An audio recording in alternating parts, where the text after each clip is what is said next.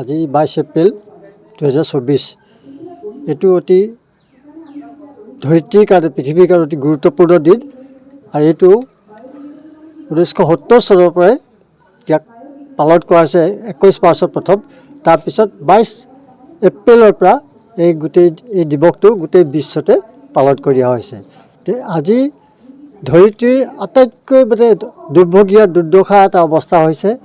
প্ৰকৃতিৰ জীৱশ্ৰেষ্ঠ মানুহে সকলোবিলাক ক্ৰমান্বয়ে ধ্বংস কৰি আহি এটা চূড়ান্ত পৰ্যায়ত পাইছেহি। আজিৰ দিৱসটোৰ বিশেষ তাৎপৰ্য হৈছে প্ৰকৃতিৰ বহুত ধৰণৰ দিৱস আছে, তাৰ ভিতৰত আমি বিশেষকৈ আজি 22 এপ্ৰিলৰ যিটো দিৱস সেই দিৱসৰ তাৎপৰ্যটো হৈছে প্লাষ্টিক বনাম পৃথিৱী, প্লেনেট ভাৰ্চেছ প্লাষ্টিক। তো প্লাষ্টিকে এনেকুৱা ধৰণৰ আমাৰ ব্যৱহাৰ হৈছে, প্লাষ্টিকৰ পৰা গোটেই বিশ্বখন কোঙা কৰি মৃত্যুমুখলৈ আমাক টানি লৈ গৈছে। আমি শুই উঠাৰ পৰা হোৱাৰ আগমুহূৰ্তলৈকে বা শুই থাকোঁতেও আমি অনবৰতে প্ৰত্যেকটোৱে আমি প্লাষ্টিকৰ বস্তু ব্যৱহাৰ কৰি আহিছোঁ। কিন্তু প্লাষ্টিকৰ পৰা ইমান আৱৰ্জনাৰ সৃষ্টি হৈছে, সেই আৱৰ্জনা এতিয়া গৱেষকসকলে অধ্যয়ন কৰি দেখা পাইছে যে মাতৃৰ দুগ্ধ, চাউল, গাখীৰ, আনকি নিমখত পৰ্যন্ত এই প্লাষ্টিক অন্তৰ্ভুক্ত হৈছে, তাত মিহলি হৈ গৈছে মাইক্ৰ' কণা হিচাপে। আৰু সেইখিনি আমি সেৱন কৰিছোঁ, প্ৰত্যেকটো খাদ্যৰ লগতে এইবিলাক আছে, সেইবিলাক সেৱন কৰিছোঁ। আৰু সেৱনৰ ফলত আমাৰ শৰীৰৰ বিভিন্ন ধৰণৰ অংগ প্ৰত্যংগ ক্ৰমান্বয়ে দুৰ্বল হৈ আহিছে। তো গতিকে এই কথাটো আমি ৰাইজক অৱগত কৰিব বিচাৰোঁ যে প্লাষ্টিকৰ পৰা আমাৰ যিমানখিনি অসুবিধা সৃষ্টি বা আমাৰ যিবিলাক দুৰ্দশা হৈছে, সেই দুৰ্দশাৰ পৰা যে আমি সাৱধানে থাকোঁ, আমি তাৰ পৰা সেই ভয়াৱহতাৰ পৰা আঁতৰি থাকোঁ। আৰু সেইখিনি ব্যৱহাৰ আমি প্লাষ্টিক ব্যৱহাৰটো বিশেষকৈ আমি যাতে ৰোধ কৰিব পাৰোঁ।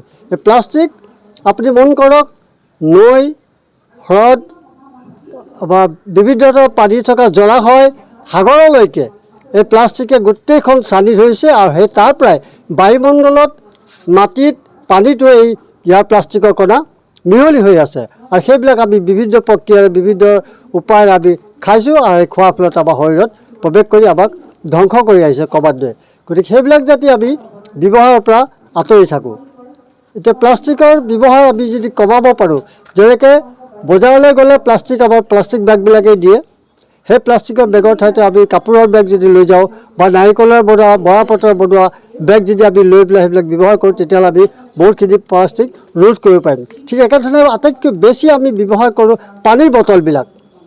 বাহিৰলৈ ওলাই যোৱাৰ লগে লগে আমি পানীৰ বটলবিলাক কিনি খাওঁ 10 টকা 20 টকা দি পেলাই। সেইবিলাকে আমাক প্ৰদূষণৰ অতিমাত্ৰা সৃষ্টি কৰে, যিবিলাকে আমাক খাল, বিল, নৈ, হ্ৰদৰ উপৰিও সাগৰ পৰ্যন্ত আমাক প্ৰদূষণ সৃষ্টি কৰিছে। গতিকে চাৰিকা দত্ত বাইদেউ উপস্থিত আছে আৰু ৰেঞ্জাৰ অফিচাৰ তেখেতো উপস্থিত আছে। লগত আমি এই স্কুলৰ সভাপতি বা শিক্ষক প্ৰমুখ কৰি সকলো ছাত্ৰ ছাত্ৰী আমাৰ ইয়াত উপস্থিত আছে। আমি শিৱসাগৰৰ নেচাৰ্ছ বেংকৰ ৰংপুৰ আঞ্চলিক উদ্যোগত আজি এই দিৱসটো উদযাপন কৰিছোঁ। এই প্লাষ্টিক প্ৰদূষণ মুক্ত কৰিবৰ কাৰণে আমাৰ মূল উদ্দেশ্যৰে আজি ইয়াত সমবেত হৈছোঁ আৰু ল'ৰা ছোৱালীবোৰক আমি বুজাব। তাৰ লগতে সৰু সৰু এই সম্পৰ্কীয় প্ৰকৃতিৰ পৰিৱেশ সংৰক্ষণ সম্পৰ্কীয় কুইজ আমি ৰাখিছোঁ, তাৎক্ষণিক কুইজ হ'ব। সেই কুইজ প্ৰতিযোগিতাত তেওঁলোকে অংশগ্ৰহণ কৰিব, তাত যিসকলে উত্তৰ দিব লগে লগে আৰু তেখেতসকলক আমি পুৰস্কৃত কৰিম। তো আমাৰ আজিৰ প্ৰথম কাৰ্যসূচী হিচাপে আমি 2টা গছ পুলি ইতিমধ্যে ৰুইছোঁ, এটা নেমু টেঙাৰ গছ ৰুইছোঁ আৰু এটা বকুল গছ আমি এই প্ৰাংগণতেই আমাৰ DFO বাইদেউহঁতো আমি ৰোপণ কৰিছোঁ। আৰু আজিৰ দিনটোত আমি বিভিন্ন অঞ্চলত বিভিন্ন ধৰণৰ আমি গছ পুলি ৰোপণৰ পদক্ষেপ আমি হাতত লৈছোঁ।